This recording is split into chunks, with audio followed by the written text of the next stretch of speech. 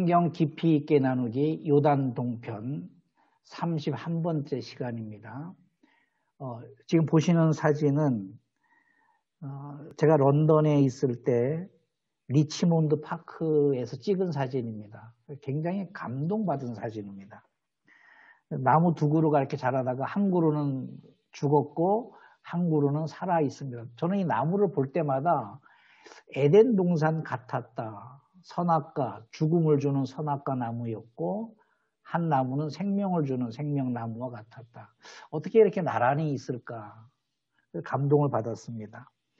시를 한 편 썼습니다. 선과 악, 선이 있는 곳, 악이 존재하는 곳, 생명과 죽음을 선택해야 하는 그곳이 에덴 동산이다. 우리가 에덴 동산을 너무 동화 속의 이야기로 받아들이지 말고 현실로 받아들여야 됩니다. 생명과 죽음을 선택해야 하는 선택의 기로에 서 있는 에덴 동산이죠. 우리가 지난주에 나눴던 광야에서도 에덴 동산은 존재했다. 복과 저주 중 하나를 그들은 선택해야 했다. 아담은 악을 택했고 광야에서도 저주를 택했다. 선을 버리고 복을 버린 그 쓴뿌리가 내 안에서 거대한 나무가 되었다.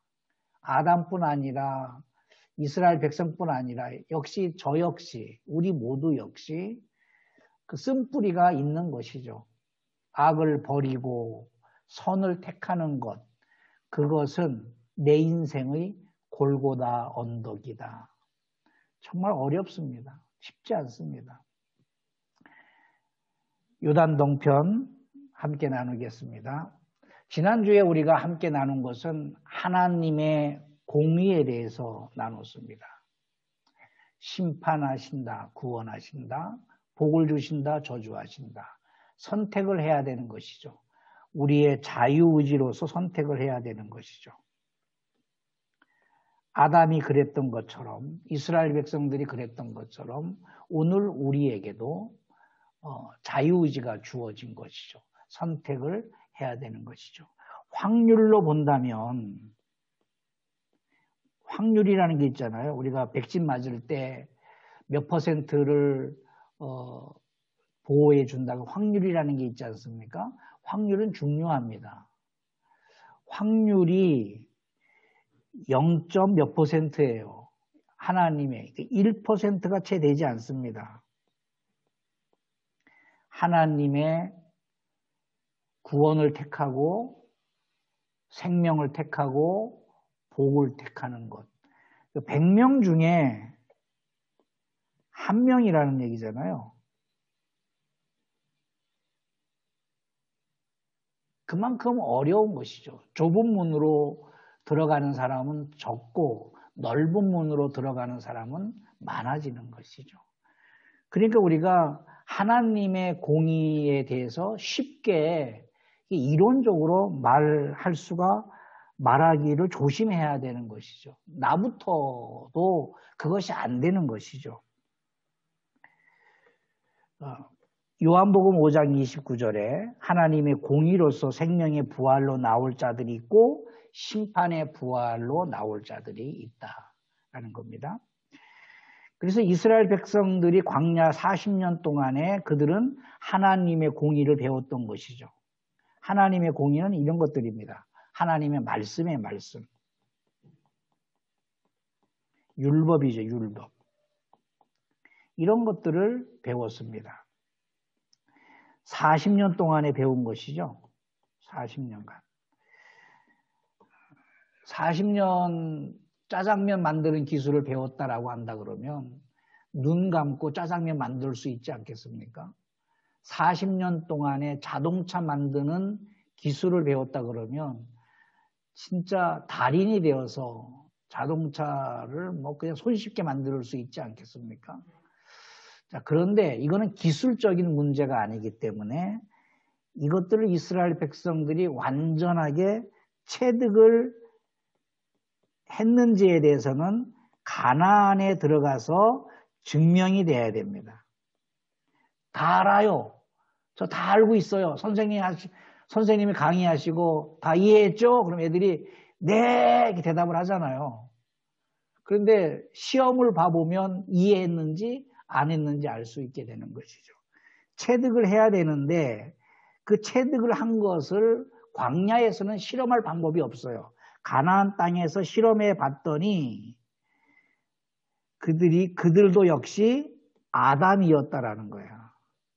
죽음을 택하는 거죠. 저주를 택했다라는 거죠.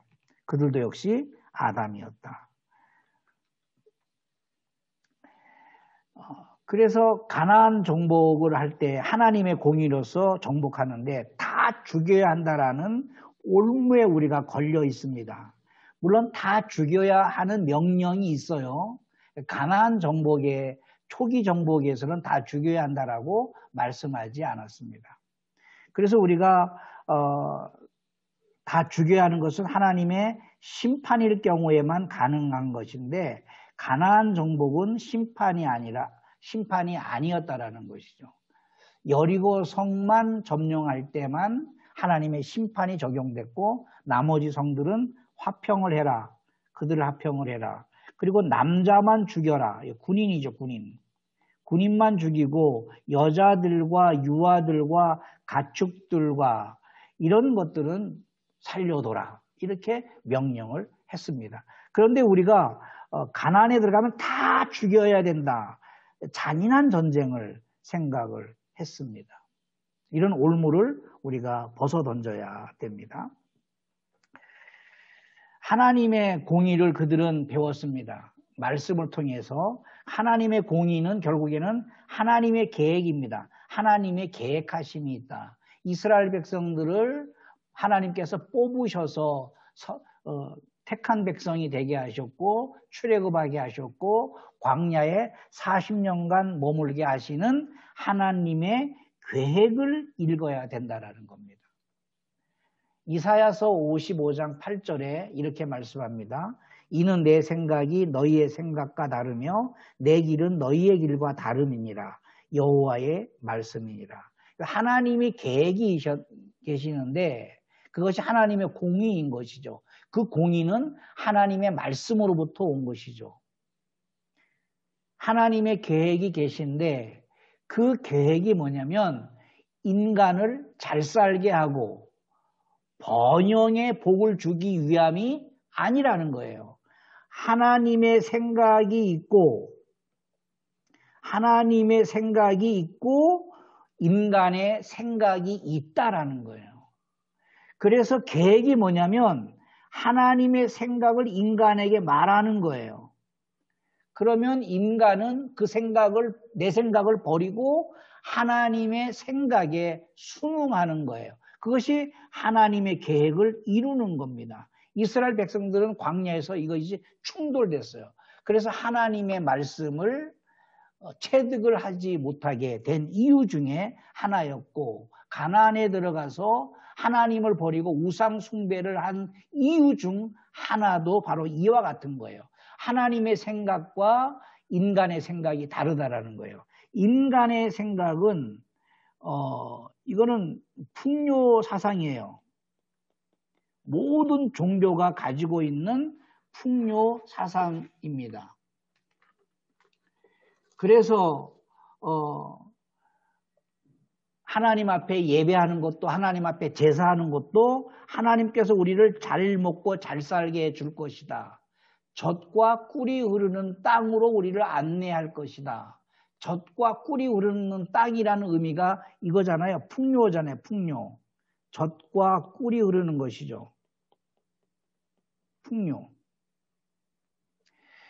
근데 우리는 이렇게 생각하고 있는데 그러나 하나님의 생각은 다르다라는 거예요. 하나님의 생각은. 하나님의 크신 경륜이 있다라는 거죠. 경륜. 하나님의 공의죠. 공의. 이런 것들이 있다라는 겁니다. 자, 그래서 믿음이 뭐냐면 내 생각을 버리고 하나님의 생각을 따르는 것. 단순한 겁니다.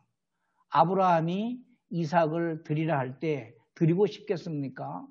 그런데 믿음이 뭡니까? 아브라함에게 임하신 믿음은 내 생각은 이삭을 보호하는 것, 것 아니겠습니까? 독생자 외아들인데 차라리 나를 잡으시오. 아브라함 내 자신을 번제로 드리겠습니다. 그렇게 고백할 정도였을 거예요.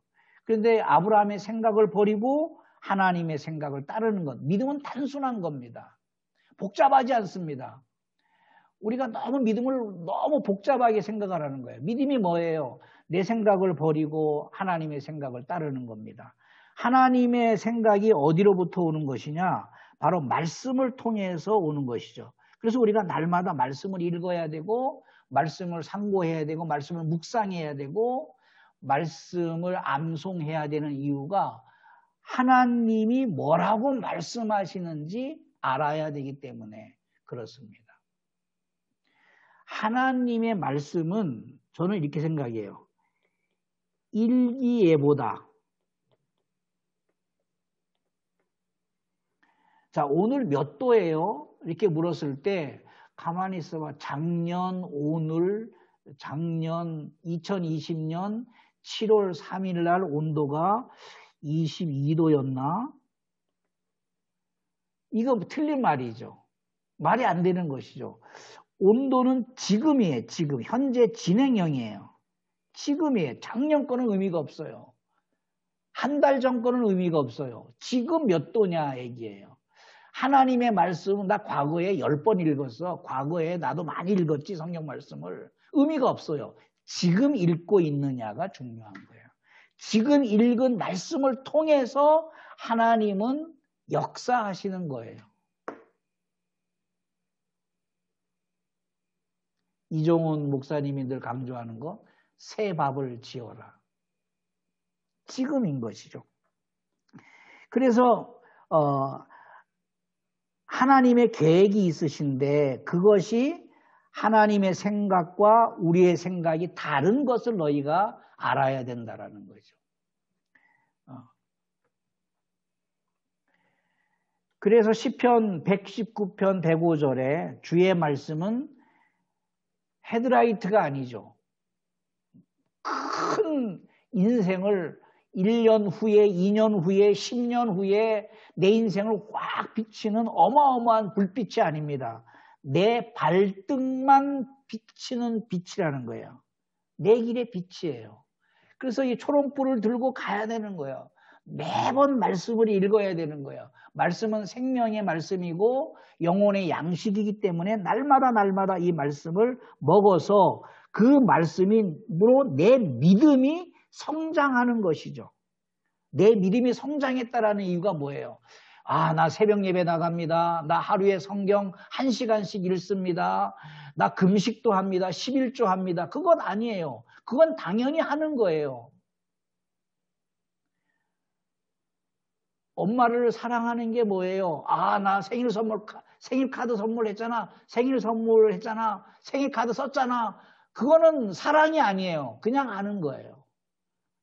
부부가 당신 나 사랑해? 결혼 반지 줬잖아. 결혼 반지. 그 결혼 반지는 증표예요. 증표. 사랑의 본체는 아니에요. 현재 진행형이어야 되는 거예요. 믿음이 뭐냐면 새벽 예배 가는 것도 중요하지만 하나님의 약속을 가지고 있는 거예요. 그 약속이 내 생각과 충돌할 때 내 생각을 버리고 하나님의 생각을 따르는 것이죠. 힘들어요. 사랑하라, 용서하라. 힘들죠. 그래서 눈물 흘릴 수밖에 없는 거예요. 너무 힘들어요. 하나님 말씀 지키는 거 룰루랄라 마약을 맞듯이 기뻐하지 않습니다. 여러분 성경 읽으면 막 기쁨이 충만하나요? 잠깐이지 1시간 읽어보세요. 2시간 읽어보세요. 3시간 읽어보세요. 지겹죠. 성경 읽는 것이. 그것을 극복해야 내 영적인 사람이 성장하는 겁니다. 달리기 할 때 한 5분 뛰고 힘들어 나 못 뛰겠어. 멈추면 끝나는 거예요. 5분 힘들 때 그 고비를 넘겨야 되고 또 1시간 달릴 때 끝나면 또 고비가 오면 그 고비를 넘겨야 되고 계속 고비를 넘길 때마다 우리의 폐활량이 더 커지는 것처럼 하나님의 말씀을 그렇게 상고하는 것이 기쁨만 오는 것이 아닙니다. 그리고 하나님의 말씀이 내 안에서 계속 살아있어서 역사하는 운행, 현재 진행형이 돼야 돼요. 계속 내 발등을 비치는 거예요. 한 걸음 걸어가면 또 한 걸음 비춰주시고 앞이 캄캄해요. 절벽이에요. 도대체 하나님 왜 그럽니까? 한 달, 두 달, 1년, 10년 좀 빛을 비춰주세요. 그렇게 선교사님들 많이 기도해요. 저를 포함해서. 여러분도 마찬가지겠죠. 근데 하나님은 발등만 비춰주는 거예요. 한 걸음씩 나가라. 만약에 하나님께서 헤드라이트로 비춰준다 그러면, 아예 헤드라이트를 우리에게 준다 그러면 우리는 이스라엘 백성들처럼, 가인처럼, 아담처럼 하나님을 배반할지도 모릅니다. 그래서 발등만 한 걸음 걸을 때 또 걸어갈 수 있게 힘을 주시는 거예요. 그게 믿음인 것이죠. 내 생각을 버리고 하나님의 생각을 따르는 것이다. 엘마누임 다 아는 건데 생소할 거예요, 여러분. 엘마누임 다 아는 말씀이에요. 생소하게 제가 표현을 했습니다. 엘이란 말은 하나님이란 말이에요. 또는 하나님의 얼굴이란 뜻이에요. 엘이란 말이. 마누는 우리란 얘기예요. 우리. 나와 여러분. 묶는 거예요. 나와 아버지. 임은 함께 한다. 그럼 뭐예요? 이게 엘마누임이 임마누엘이에요. 우리가 알고 있는 임마누엘이에요. 하나님이 함께 한다라는 거예요. 하나님이 함께 한다. 우리란 말은 공동체입니다. 공동체. 내 개인이 아니라 내 가족이 아니라 공동체를 말하는 거예요. 근데 임마누엘이 우리는 너무 쉽게 임마누엘을 외쳐요. 하나님이 목사님과 함께 하십니다. 임마누엘.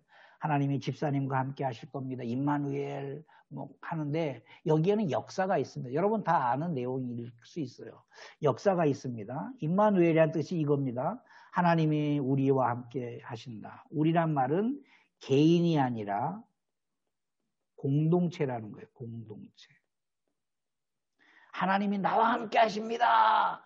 뭐 그것도 맞는 말이지만 하나님이 우리 나라와 함께 하십니다. 하나님이 우리 교회와 함께 하십니다. 하나님이 우리 지금 공부하는 DBA 가족들과 함께 하십니다. 그런 공동체 정신을 이야기하고 있는 겁니다. 수리아라는 나라가 있고 수리아와 북방 이스라엘이 BC 742년에 유다 12대 왕 아하스 시대에 연합하여서 유다를 침공해 옵니다. 그때 유다 나라가 국가 존폐위기를 맞이하게 됩니다. 이때 선지자가 누구냐면 이사야예요. 이사야. 아하스 왕이 이사야 앞에 무릎을 꿇습니다. 어떻게 합니까? 지금 이 수리아 나라도 어마어마한 것이고 북방 이스라엘도 어마어마한 나라로 발전을 했는데 이 두 나라가 연합해서 우리를 침공해 와서 지금 우리 나라가 통째로 없어지게 됐습니다. 아하스의 고민이에요. 우리나라는 하나님의 택하신 백성이고 선민인데 왜 이게 이방인들에 의해 짓밟힙니까? 이사야한테 막 하소연했습니다. 이사야가 아하스 왕에게 하나님께서 징조를 보일 것이다. 이런 말씀을 합니다. 그러니까 아하스가 너무 좋은 거예요. 와, 그러면 우리나라가 수리아를 물리치고 북방 이스라엘을 물리치고 우리나라가 살 수 있습니까? 이렇게 물었더니 이사야가 뭐라고 하시는지 아십니까? 이 말씀을 했어요. 징조를 보이는데 지금 전쟁이 났어요. 지금 유다 나라가 다 죽을 판이에요. 왕도 죽고 다 죽을 판이에요. 나라가 없어질 판이에요. 그때 이사야가 아하스 왕에게 이 전쟁에 관한 징조를 내가 너에게 보여줄 텐데 그것이 처녀가 아들을 낳을 거다. 이런 징조를 보여줄 거다. 그랬더니 아하스가 기가 찬 거예요. 아니 무슨 전쟁에 승리하겠다. 하나님이 천군 천사를 보내서 수리아와 북방 이스라엘을 쳐부수겠다. 염려하지 마라. 나만 믿으라. 성경 역사가 많잖아요. 막 적군들이 막 눈이 멀어버리고 말이지. 지진이 나게 하고 말이지. 천둥 벼락이 치게 하고 말이지. 그런 하나님의 기적 같은 일로서 수리아와 북방 이스라엘을 물리치겠다. 그런 약속을 하는 것이 아니라 징조를 보여주겠다라는 거예요. 그 징조가 뭐냐면 택도 없는 처녀가 애를 낳겠다. 이런 징조를 얘기를 한 거예요. 그랬더니 아하스 왕이 현실적 믿음이 뭡니까? 나에게 도대체 우리나라에, 우리 국가에, 우리 민족에. 이사야 당신은 우리나라 사람이 아니요? 지금 전쟁이 났는데 다 죽게 생겼는데 내일 모레 그런 이유가 없어요. 언제 처녀가 임신하면 10개월을 기다려야 되는데 10개월이면 나라가 없어지는데 현실적인 믿음을 주시오 라고 아하스 왕이 이사야를 협박을 합니다. 이해가시죠? 당연하죠. 아니 지금 내일 모레 부도가 나는데 기도했더니 목사가 와가지고 하나님께서 징조를 보여주셨다. 징조가 뭡니까? 지금 내일 모레 부도인데 처녀가 잉태하여 아이를 낳을 것이다. 그랬더니 그 장로님이 당신이 목사요. 지금 내일 모레 부도인데 내가 망하면 교회도 망하고 다 망하는데 아니 지금 애가 언제 임신해서 10개월 후에 애가 태어나면 내 기업은 어떻게 됩니까? 라고 배도를 하기 시작합니다. 이해가시죠? 충분히 이해갑니다. 코미디 같은 이야기 아닙니까? 전쟁이 나서 지금 다 죽어가는데 징조를 보여주겠다. 그런데 아하스가 원하는 것은 우리가 전쟁에 승리하는 좀 징조를 보여달라. 우리가 지금 전쟁을 하고 있는데 지금 병사들이 싸우고 있는데 좀 하나님의 기적을 보여주셔서 이사야가 손을 번쩍 들면은 이스라엘이 유다가 이기고 말이지. 손을 내리면 수리아가 망하고 뭐 그런 어떤 역사에 나오는 기적 같은 전쟁의 승리의 징조를 보여달라고 간청을 합니다.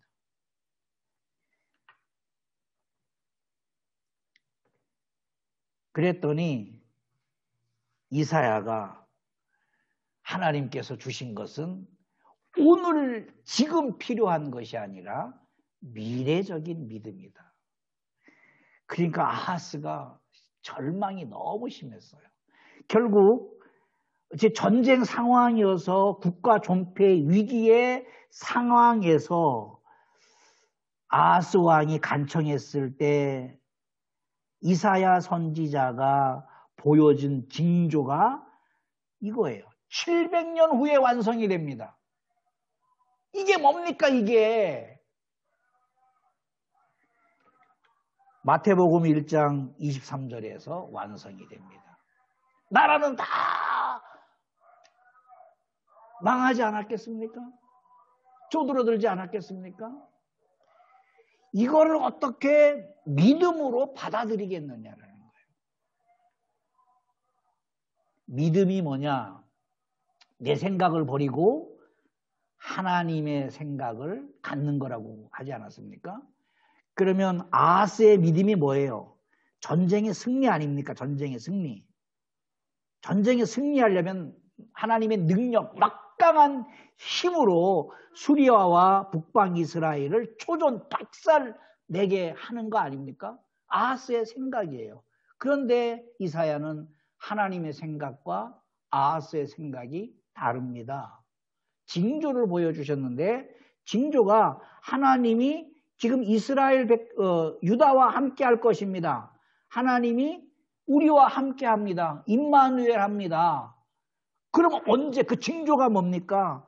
처녀가 아이를 낳아서 처녀가 잉태하여 아들을 낳을 것입니다.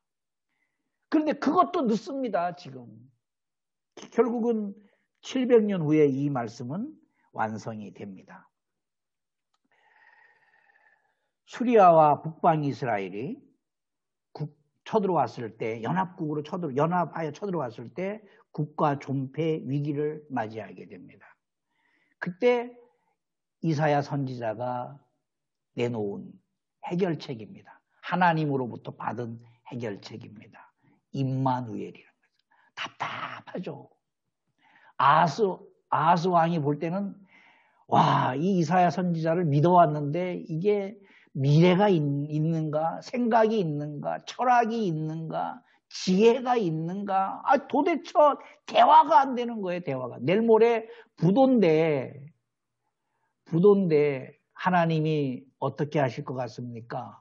하나님께서 뭔가를 나에게 주셨다. 징조를 주셨다. 그 징조가 뭐느냐? 하나님이 당신과 함께 합니다. 아니, 그 말은 나도 알지. 그 증표가 뭐냐? 처녀가 잉태하여 아들을 낳을 것이다. 징조. 처녀가 아들을 낳는 거예요. 처녀가. 근데 이거 엄청난 이야기입니다. 처녀라는 말이 알마입니다. 알마. 히브리 말로 알마입니다. 동정녀, 남자를 알지 못하는 여성. 그러니까 남자를 알지 못하는 여성이 임신하게 될 것이다. 이게 불가능이잖아요. 꽃들도 스스로 홀로 핀 꽃은 이렇게 암술수술 이렇게 붓으로 이렇게 해주지 않으면 열매를 맺지 못해요. 닭이 계란을 매일 낳지만 그 매일 낳는 계란이 생명이 없어요. 수탉이 있어야만이 생명이 들어가는 거 아닙니까? 세상 만물이 다 그렇습니다. 홀로 임신하고 출산할 수가 없는 것이죠. 자, 그런데 처녀가 홀로 임신하고 출산한다. 그것이 하나님께서 주신 징조라는 거예요. 지금 상황이 어떻습니까? 전쟁이에요, 전쟁. 지금 기도원에서 부흥해야 하는 게 아니에요. 전쟁이에요. 지금 계속해서 아하스 왕에게는 어떤 우리 부대가 전멸당했습니다. 우리 부대가 전멸당했습니다. 어디까지 지금 빼앗겠습니다. 막 쳐들어왔습니다. 예루살렘 문턱까지 와 있습니다. 막 그 전쟁 보고를 받고 있는 상황에서 급한데 이사야 선지자는 느릿느릿 임마누엘입니다. 이 전쟁이 어떻게 되겠습니까? 임마누엘입니다. 이런 얘기를 했다라는 거예요. 그러니까 아하스가 칼을 뽑아서 이사야를 단칼에 쳐 죽이고 싶은 마음이 들지 않겠습니까? 내일부터 당장 나 교회 안 나간다. 뭐 이런 마음이 들지 않겠습니까? 아니, 목사가 왜 그런 말을 해? 도대체 지혜가 있고 세상을 아는 사람이야? 모르는 사람이야? 세상 물정 정말 모르네. 막 반말을 하면서 대들었을 것입니다.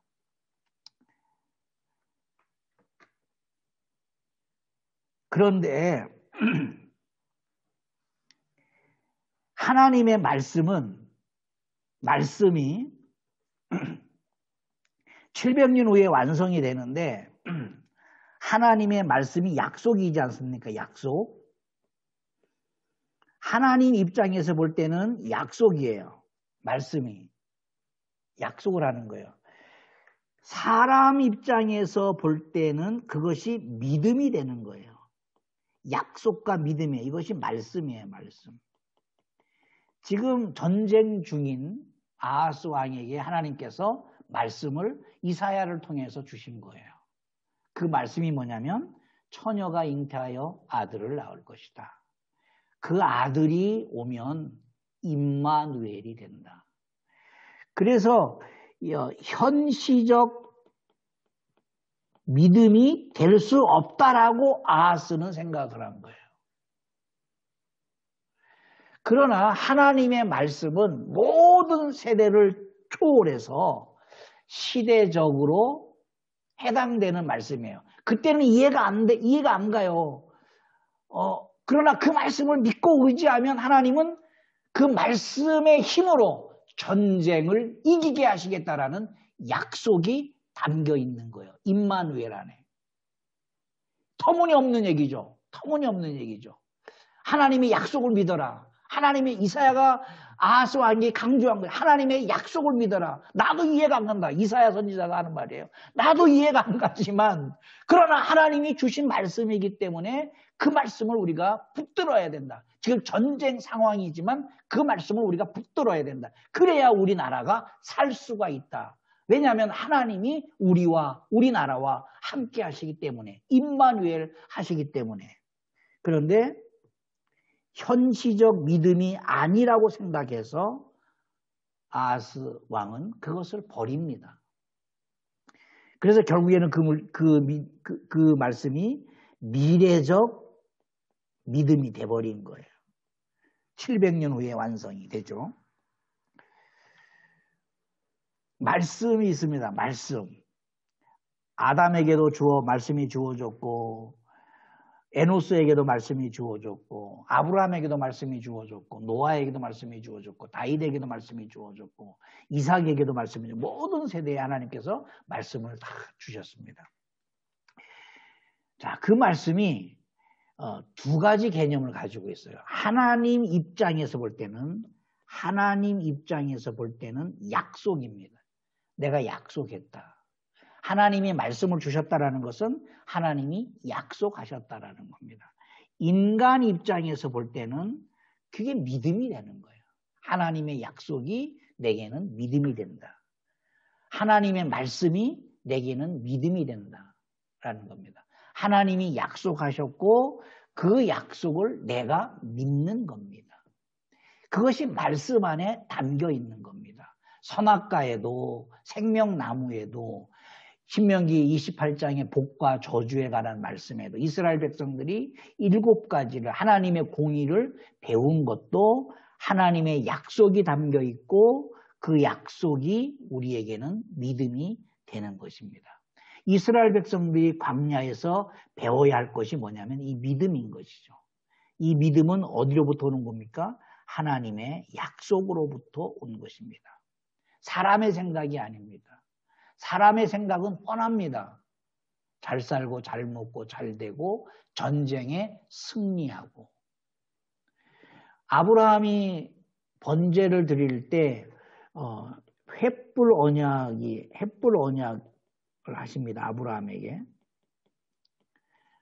제사를 드리니까 하나님께서 아브라함에게 복을 주시는데 그 복이 언약을 주시는데 그 횃불 언약입니다. 후손들은 400년간 종살이 하겠다. 이런 약속을 주십니다. 그러니까 아브라함이 그거를 믿음으로 받아들였어요. 대단하지 않습니까? 아브라함의 믿음이 정말 대단하지 않습니까? 자기 생각과는 전혀 다른 거잖아요. 아니, 하나님은 열심히 믿고 하나님 앞에 열심히 제사하고 가는 곳마다 제사하고 어느 이방 나라의 일원이 되지 않기 위해서 그 나라의 일원이 되지 않게 나그네로 살았습니다. 아브라함은. 하나님이 지시할 땅으로 가기까지는. 그렇게 충성을 다해서 살았는데 아니 후손들 내가 잘되게 해줄 거야. 너 후손들은 정말 내가 책임질게. 너의 후손들은 내가 책임질게. 너의 수고로움, 너의 헌신과 충성을 통해서 후손들을 잘되게 해줄 거야. 이렇게 말씀을 하셔야 하나님이라고 생각을 하죠. 오늘 우리의 신앙은. 그런데 아브라함에게는 엉뚱한 말씀을 하셨어요. 400년 동안 종살이 한다.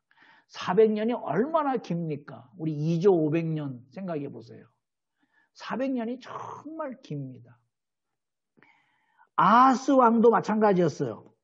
전쟁이 나서 지금 국가 존폐 위기가 되는데 하나님이 우리나라를 어떻게 하신답니까?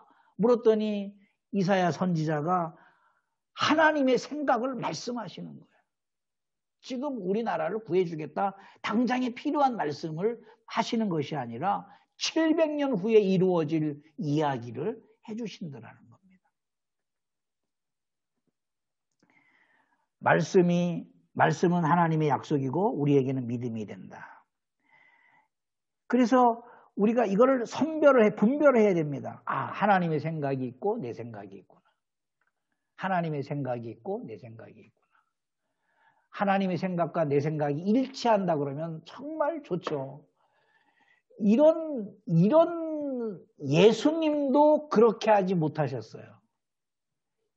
겟세마네 동산에서 기도하실 때 이 잔을 내게서 옮기시옵소서 십자가를 지는 것을 말씀하는 거예요. 내 원대로 내 원은 이 잔을 내가 지지 않는 겁니다. 예수님의 생각과 하나님 아버지의 생각이 달랐다라는 거예요. 그러나 내 원대로 마옵시고 아버지의 뜻대로 내가 순종하겠나이다. 아버지의 뜻대로 하옵소서. 예수님까지라도 예수님의 생각과 하나님 아버지의 생각이 달랐다라는 거예요. 하물며 우리일까 보냐. 얼마나 많은 생각들이 다르겠습니까? 그걸 계속 줄여가는 거죠. 순종하는 거죠. 나를 쳐서 복종하는 것이죠. 이스라엘 백성들이 광야에서 하나님의 공의를 배웠던 겁니다. 이것이 하나님의 공의입니다. 공의. 하나님의 계획이 있는 거죠. 이 말씀인 것이죠. 말씀. 하나님의 약속이고 인간의 믿음이 맞닿은 것이죠. 하나님의 약속과 인간의 믿음이 맞닿아 있는 것이죠. 요한복음 1장 14절에 이렇게 말씀합니다. 말씀이 육신이 되어 우리 가운데 거하심에 우리가 그의 영광을 보니 아버지의 독생자의 영광이요 은혜와 진리가 충만했다. 말씀인 것이죠. 말씀.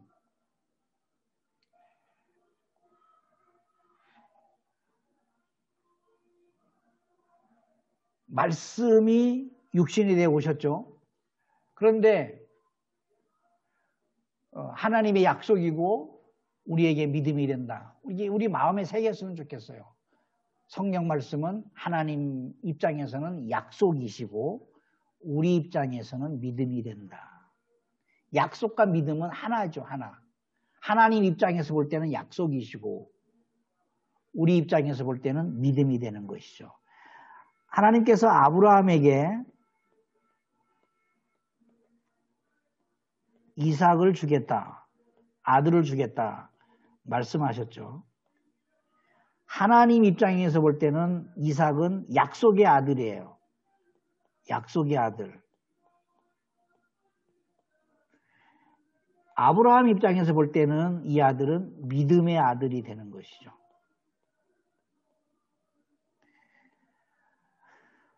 아하스에게 있어서 처녀가 아들을 낳을 것이다. 이것은 하나님의 약속이고 아하스에게는 믿음이 되는 것이죠. 시대와 관계없이, 현실과 관계없이 하나님의 약속을 아하스 왕은 거부했어요. 현실과 너무 자기 생각에는 현실과 너무 전쟁이 났는데 지금 말도 안 되는 얘기를 한다라고 생각을 했던 겁니다. 요한복음 1장 14절에 거하심에 라는 말씀이 있습니다. 하나님 예수님께서 말씀이 육신이 되어 오셔서 거하신다. 땀 흘림 동사입니다.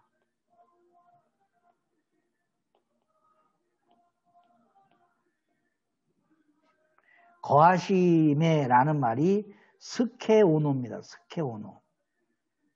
천막을 치다, 거주하다, 살다 그 말입니다. 그러니까 처녀가 아들을 낳으면 그 증표인데 무슨 증표냐? 하나님이 아예 이사 와서 우리와 함께 우리 공동체와 함께 살겠다라는 약속입니다. 그 약속이 요한복음 1장 14절에 이루어지는 거죠.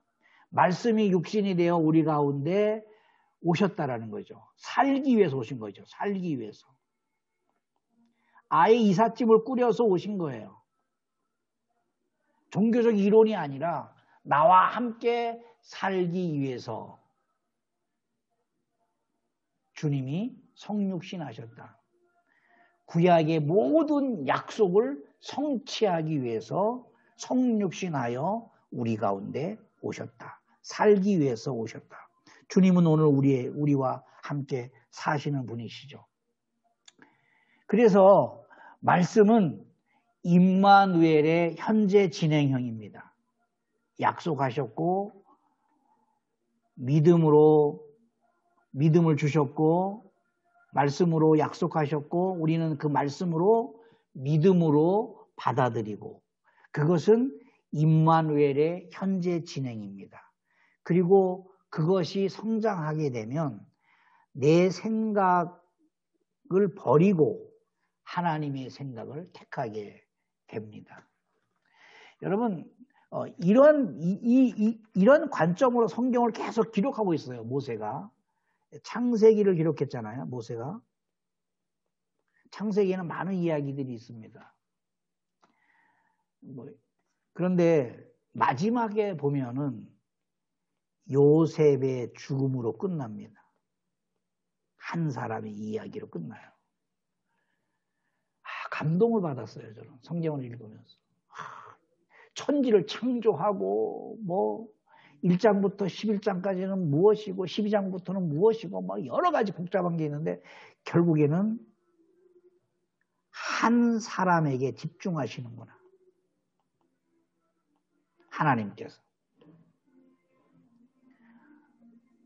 하나님께서 한 사람에게 임마누엘 하셨구나. 그거를 느끼는 거예요. 출애굽기는 그 한 사람을 통해서 열방을 책임지는 제사장 나라가 되게 하겠다. 그 한 사람을 통해서.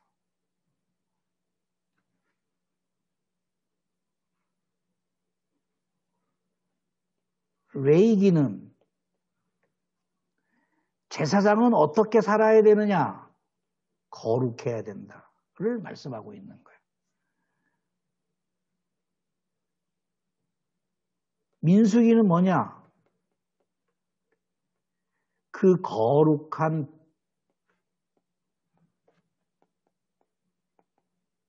백성이 몇 명이냐? 이거를 묻고 계시는 거예요. 소돔 고모라 성 멸하실 때 의인 10사람이 있느냐 물으시는 것처럼 거룩한 백성이 과연 몇 명이나 되느냐. 신명기는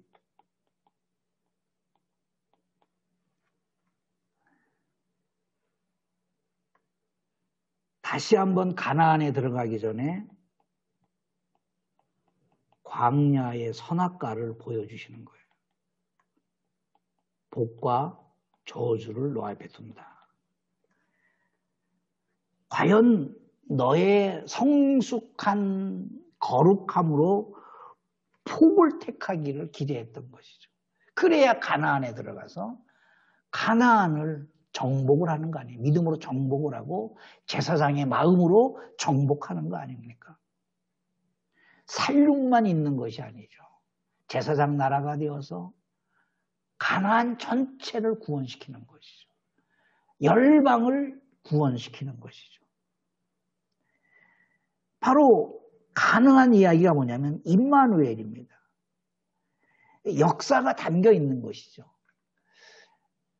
이사야 선지자가 아하스 왕에게 이런 말을 했을 때 아하스 왕은 그 말을 받아들일 수가 없어요. 현실과 너무 다르기 때문에 그렇습니다. 오늘 저도 목회하면서 여러분도 마찬가지지만 우리가 신앙 말씀이 현실과 너무 떨어져 있습니다. 그렇지 않습니까? 현실과 너무 떨어져 있습니다. 현실과 떨어져 있다는 얘기는 하나님의 생각이 있고 우리 생각이 좁혀지질 않는 것이죠. 그래서 날마다 애통해야 하고 통곡해 하는 것이죠. 하나님의 말씀은 우리 안에서 현재 진행형이 되어서 그 말씀이 하나님의 약속이 되고 그 말씀을 통하여 우리의 믿음은 성장하여서 하나님의 마음을, 하나님의 생각을 헤아려서 하나님의 계획을, 하나님의 공의를 우리의 삶의 현장에서 실천할 수 있기를 예수 이름으로 축복합니다. 기도하겠습니다. 하나님 아버지, 임마누엘이 단순하게 하나님이 우리와 함께 하신다, 하나님이 나와 함께 하신다 라는 단순한 종교적 언어가 아니라 여기에는 한 나라의 존폐가 걸려 있었던 역사적인 문제를 대략적으로 우리가 더듬어 봤습니다. 하나님의 말씀이 우리 안에서 생동하게 하여 주옵소서. 그것이 하나님의 약속이 되게 하시고 우리에게는 그것이 믿음이 되는 삶을 살게 하여 주시옵소서. 하나님의 생각 앞에 내 생각을 무릎 꿇게 하옵시고 엎드리게 하시고 내려놓을 수 있는 믿음의 결단력을 저희들에게 허락해 주시옵소서. 예수님 이름으로 기도하옵나이다. 아멘.